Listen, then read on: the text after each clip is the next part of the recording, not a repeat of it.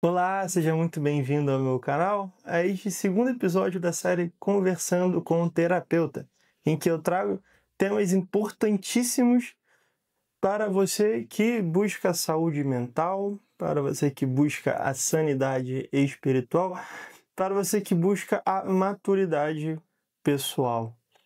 E o tema de hoje nós conversaremos sobre uma palavra que Jesus conta nos evangelhos e que é importantíssimo, importantíssimo mesmo, se nós queremos crescer em maturidade. Bom, essa aula então é específica, é exclusiva para cristãos? Não é exclusiva para cristãos, porque esta é uma parábola que diz respeito a todos nós, Claro, para os meus irmãos aqui católicos e cristãos, essa parábola tem um valor ali a mais, porque diz respeito à nossa vida posterior, à nossa vida após a morte. Porém, ela não é restrita para nós, né? Não é restrita para os cristãos. Ela serve a todos, por quê? Porque, ora, nós só temos o dia de hoje e o dia de nossa morte, e precisamos caminhar hoje pensando aonde nós queremos chegar com a nossa morte, porque é nesse lugar, é nesse dia em que olharemos para trás para tudo o que fizemos e encararemos isso e responderemos se a nossa vida valeu a pena ser vivida ou não. Em suma, essa parábola ela diz respeito muito a este último dia. Respeito muito se chegaremos e se ao chegarmos lá, nós vamos ter feito tudo aquilo que precisávamos ter feito nessa vida, ou se deixamos passar várias oportunidades para sermos melhores, várias oportunidades para sermos mais felizes, várias oportunidades para fazermos que a nossa vida valesse a pena, para darmos sentido a essa nossa existência aqui no tempo, aqui na Terra, nesse mundo. Bom, qual que é a parábola? A parábola é a dos talentos. Bom, eu poderia ler a parábola aqui, mas eu prefiro apenas contar a história porque fica mais rápido, sucinto e direto ao ponto. Nessa parábola, Jesus ele pega três pessoas, né? Ele conta ali a perspectiva de um proprietário de terra, de um homem rico, que ele pega três funcionários. Para um desses funcionários ele dá 5 talentos, para outro ele dá 2 e para o terceiro ele dá apenas 1 talento.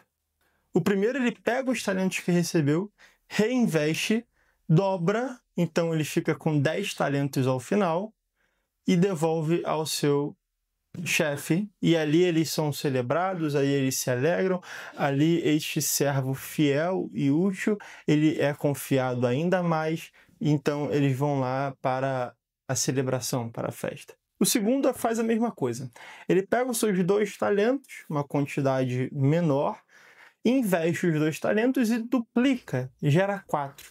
Então, desses 4, ele chega para o seu proprietário, para o seu patrão, e devolve os 4 talentos.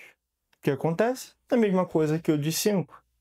Celebram, ficam ali alegres juntos, e o funcionário fiel e útil também é levado para um banquete, é levado para uma festa. O que recebeu apenas 1 talento, ele pegou ali aquele talento, escondeu embaixo da terra e esperou que o proprietário, que o seu patrão ele retornasse para então desenterrar o talento e devolver o talento. O que nesse momento o patrão ele diz para o seu funcionário? O Evangelho de Mateus, capítulo 25, diz assim, e eu vou pegar aqui alguns versículos soltos que melhor transmitem a ideia. No Evangelho de Mateus, capítulo 25, narra o seguinte, eu vou pegar aqui alguns versículos soltos só para que passem melhor o sentido que eu quero abordar hoje aqui. Veio por fim o que recebeu só 1 talento. Senhor, disse-lhe, sabias que é um homem duro, que colhes onde não semeaste e recolhes onde não espalhaste? Por isso tive medo e fui esconder seu talento na terra. Eis aqui, toma o que te pertence. Versículos 24 e 25. No 30, o Senhor responde, e esse servo inútil, jogai-o nas trevas exteriores. ali haverá choro e ranger de dentes. Ou seja, o que a gente entende aqui, né? Esse servo mau, preguiçoso, ele sabe das condições do Senhor. Ele sabe que o seu patrão, ele colhe onde não semeia e recolhe onde não planta. Ele sabe que se ele plantar, ele terá sucesso. Se ele investir, ele terá ali o seu investimento dobrado de volta.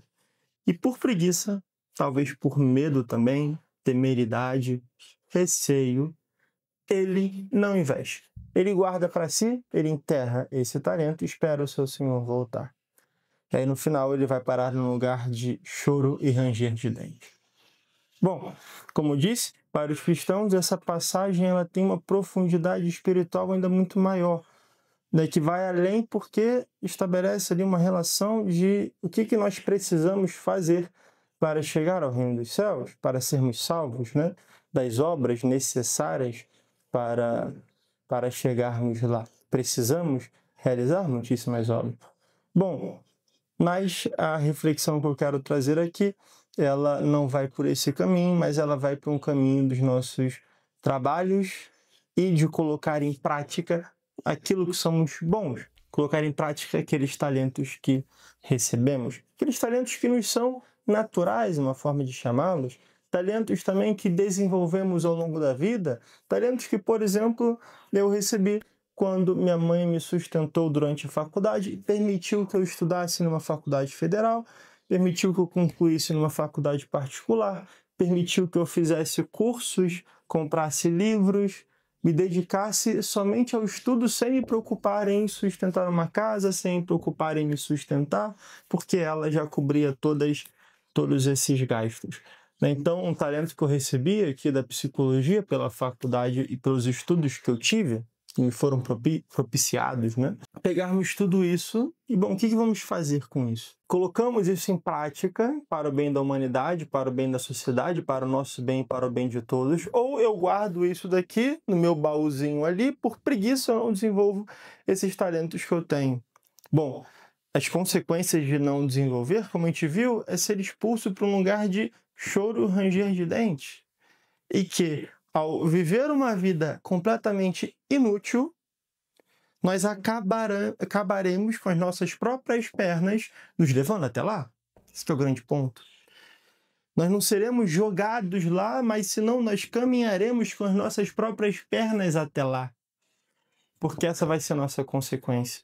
Uma velhice ranzinza, uma velhice amarga, uma velhice que não tem sabor, não tem propósito, não tem sentido, não tem pessoas ao nosso lado que nos amam, porque primeiro nós amamos e nos dedicamos por aquelas pessoas. Uma velhice sem frutos, uma velhice sem ele colher o que nós plantamos ao longo de toda a vida. Uma velhice que olhará para trás e se arrependerá da vida que viveu. E como diz Fernando Pessoa, em um poema profundíssimo, belíssimo, que é melhor ser o rio que as lavadeiras lavam as roupas, é melhor ser as pedras que os caminhantes e os peregrinos pisam, é melhor ser o feno, né, que o cavalo come, é melhor ser estas coisas pisoteadas, escanteadas, sujas, maculadas, do que ser alguém que se arrependeu da vida que viveu.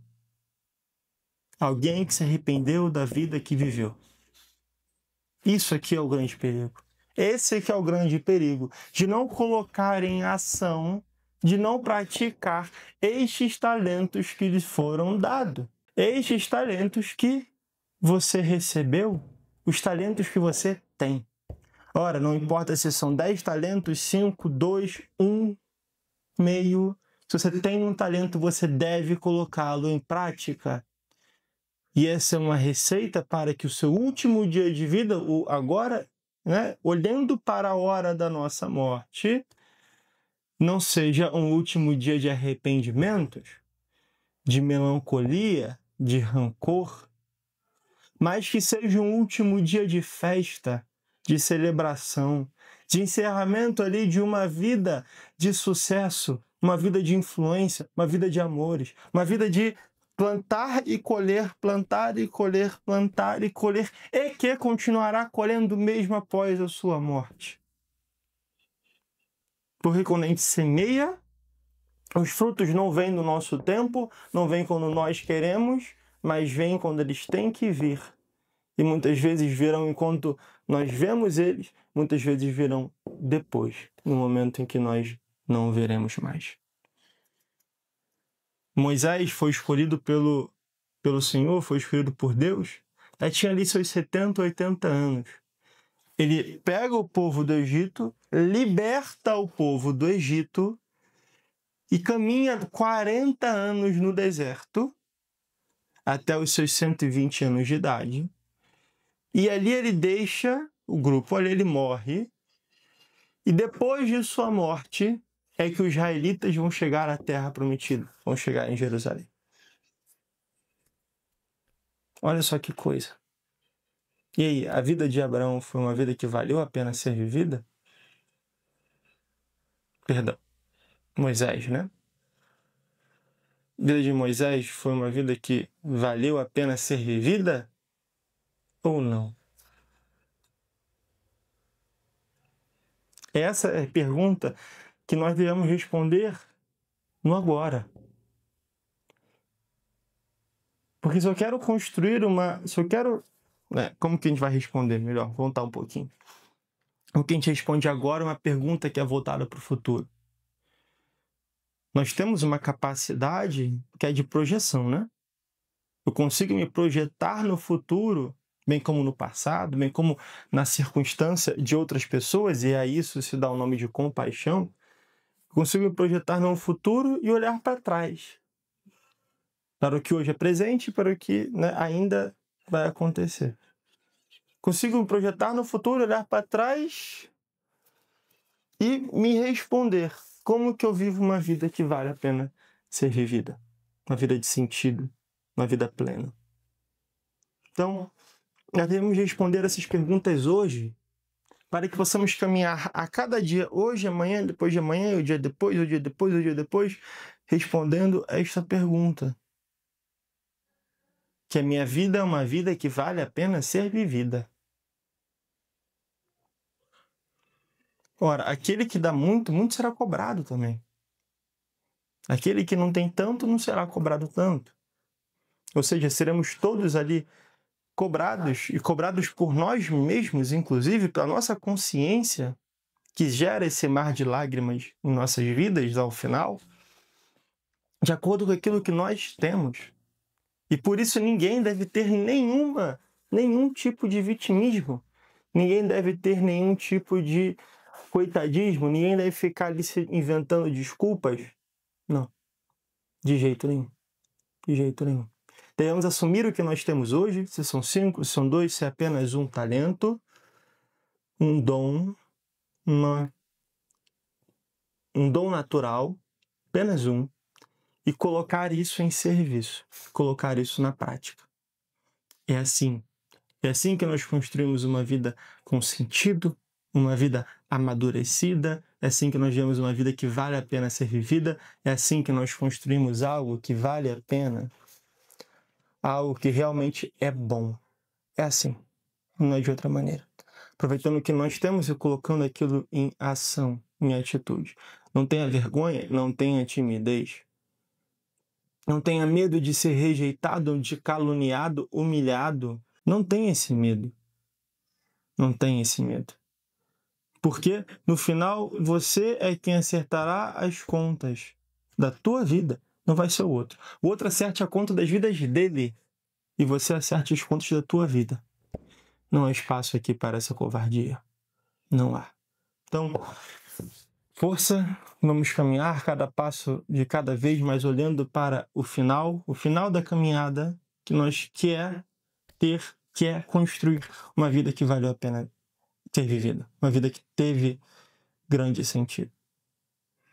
Então, um grande abraço, obrigado por ter assistido até agora, fiquem com Deus e, se inscrevam aqui, curtam aqui e também na descrição do vídeo vocês vão ver alguns links muito importantes e necessários, viu? Se esse vídeo fez sentido para você, compartilha com um amigo. Você não sabe quanto isso é importante para mim, que estou começando o canal agora, que você compartilhe esse vídeo com algum amigo seu, se isso fez bem para você, se isso lhe fez crescer.